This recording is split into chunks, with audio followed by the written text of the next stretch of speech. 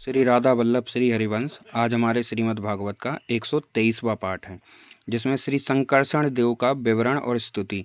श्री सुखदेव जी कहते हैं, राजन, पाताल लोक के नीचे 30,000 योजन की दूरी पर अनंत नाम से विख्यात भगवान की तामसी नित्य कला है। यह अहंकार रूपा होने से दृष्टा और दृश्य को खींचकर एक कर देती है। इसलिए पांचरात्र आगम के अनुयायी भक्तजन इसे संकर्षण कहते हैं। इन भगवान अनंत के 1,000 मस्तक हैं। उनमें से एक पर रखा हुआ यह सारा भूमंडल सरसों के दाने के समान दिखाई देता है। प्रलय काल उपस्थित होने पर जब इन्हें इस विश्व का उपसंहार करने की इच्छा होती है, तब इनकी क्रोध बस घूमती हुई मनोहर भ्रिकुटियों के मध्य भाग के संकर्षण नामक रुद्र प्रकट होते हैं। उनकी व्यूह संख्या 11 है। वे सभी 3 नेत्रों के वाले होते हैं और हाथ में 3 नोकों वाले शूल लिए होते हैं। भगवान संकर्षण के चरण कमलों के गोल गोल स्वच्छ और अरुण वर्ण नखमणियों की पंडिती के समान देदीप्यमान है। जब अन्य प्रधान भक्तों के सहित अनेकों नागराज अनन्य भक्ति भाव से उन्हें प्रणाम करते हैं, तब उन्हें उन नखमणियों के में अपने कुंडल कांति मंडित कमनीय कपोलों वाले मनोहर मुखार बिंदु की मनमोहिनी झांकी होती है और उनका मन आनंद से भर जाता है। अनेकों नागराजों की कन्याएं विविध कामनाओं से उनके अमंगल दल पर चांदी के खंभों के समान सुशोभित उनकी वलय विलसित लंबी लंबी श्वेत वर्ण सुंदर भुजाओं पर अर्गजा चंदन और कुंकुम पंख का लेप करती हैं। उस समय अंग स्पर्श से मथित हुए उनके हृदय में काम का संचार हो जाता है। तब वे उनके मद बेहल सकरुण अरुण नयन कमलों से सुशोभित तथा प्रेम मद से मुदित मुखार बिंदु की और मधुर मनोहर मुस्कान से के साथ सल्लज भाव से निहारने लगते हैं। वे अनंत गुणों के सागर आदिदेव भगवान अनंत अपने अमरस असहनशीलता और रोष के वेग को रोके हुए वहां समस्त लोगों के कल्याण के लिए विराजमान है। देवता, असुर, नाग, सिद्ध, गंधर्व, विद्याधर और मुनिगण भगवान अनंत का ध्यान किया करते हैं। उनके नेत्र निरंतर प्रेम गद से मुदित, चंचल और बेहल रहते हैं।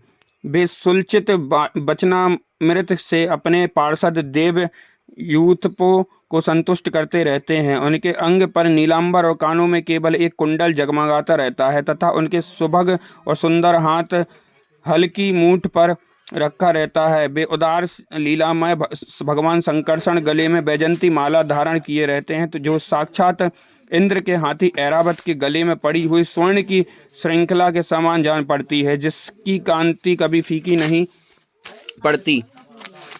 ऐसी नवीन तुलसी की गंध और मधुर मकरंद से उन्मत्त हुए भौरे निरंतर मधुर गुंजार करते उसकी शोभा बढ़ाते रहते हैं। परीक्षित, इस प्रकार भगवान अनंत महात्म्य श्रवण और ध्यान करने से मुमुक्षुओं के हृदय में आविर्भूत होकर उनकी अनादिकालीन कर्म वासनाओं से ग्रथित सत्व, रज और तमोगुणात्मक अविज्ञामयी हृदय ग्रंथियों को तत्काल काट डालते हैं। उनके गुणों का एक बार ब्रह्मा जी के पुत्र भगवान नारद ने तुम्बुरु गंधर्व के साथ ब्रह्मा जी की सभा में इस प्रकार गान किया था, जिनकी दृष्टि पड़ने से ही जगत की उत्पत्ति, स्थिति और प्रलय के हेतुभूत सत्वादी प्राकृतिक गुण अपने अपने कार्य में समर्थ होते हैं, जिनका स्वरूप ध्रुव, अनंत और अकृत अनादि है तथा जो अकेले होते हुए ही इस नानात्मक प्रपंच को अपने में धारण किए हुए हैं, उन भगवान संकर्षण के तत्व को कोई कैसे जान सकता है, जिनमें यह कार्य कारण रूप सारा प्रपंच भास रहा है तथा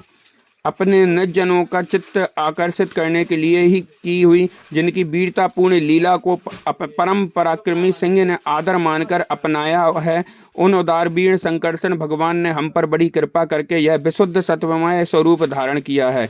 जिनके सुने सुनाए नाम का कोई पीड़ित अथवा पतित पुरुष अकस्मात अथवा हंसी में भी उच्चारण कर लेता है, तो वह पुरुष दूसरे मनुष्यों के भी सारे पापों को तत्काल नष्ट कर देता है। एक शेष भगवान को छोड़कर मुमुक्षु पुरुष और किसका आश्रय ले सकता है। यह पर्वत, नदी और समुद्र आदि से पूर्ण संपूर्ण भूमंडल उस सहस्त्र शीर्षा भगवान के एक मस्तक पर एक रजा कण के समान रखा हुआ है। वे अनंत हैं, जिसके इसलिए उनके पराक्रम का कोई प्रमाण नहीं है। किसी के हजार जीवें हैं तो भी उन सर्वव्यापक भगवान के पराक्रमों की गणना करने का साहस कैसे कर सकता है। वास्तव में उनके वीर अतिशय गुण और प्रभाव असीम है। ऐसे प्रभावशाली भगवान अनंत रसातल के मूल में अपनी ही महिमा में स्थित स्वतंत्र हैं और संपूर्ण लोकों की स्थिति के लिए लीला से ही पृथ्वी को धारण किए हुए हैं। राजन, भोगों की कामनाओं वाले पुरुषों को अपने कर्मों के अनुसार प्राप्त होने वाली भगवान की रची हुई ये ही गतियाँ हैं। इन्हें जिस प्रकार मैंने गुरु मुख से सुना था उसी प्रकार तुम्हें सुना दिया। मनुष्य को प्रवृत्ति रूप धर्म के परिणाम में प्राप्त होने वाली जो परस्पर विलक्षण ऊंची नीची गतियाँ हैं वे इतनी ही हैं। इन्हें तुम्हारे प्रश्न के अनुसार मैंने तुम्हें सुना दिया। अब बताओ और क्या सुनाऊं। श्री कृष्णाम चरण अस्तु।